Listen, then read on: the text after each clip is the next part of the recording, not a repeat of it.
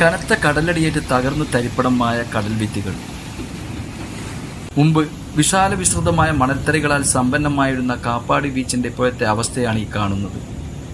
തകർന്ന കടൽ ഭിത്തിക്കിടയിലൂടെ കിഴക്കോട്ട് പാഞ്ഞെടുക്കുന്ന തിരമാലകൾ രൂപപ്പെടുത്തിയെടുത്തിട്ടുള്ള വലിയൊരു ഗർത്തമാണ് ഈ കാണുന്നത്.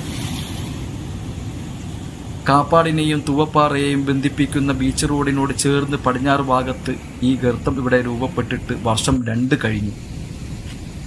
പഞ്ചായത്തോ പൊതുമരാമത്ത് വകുപ്പോ ഇറിഗേഷൻ ഡിപ്പാർട്ട്മെന്റോ ഇവരാരും ഈ ഭാഗത്തേക്ക് തിരിഞ്ഞു നോക്കിയിട്ടില്ല എന്നതാണ് ഏറെ കൗതുകകരമായ ഒരു കാര്യം.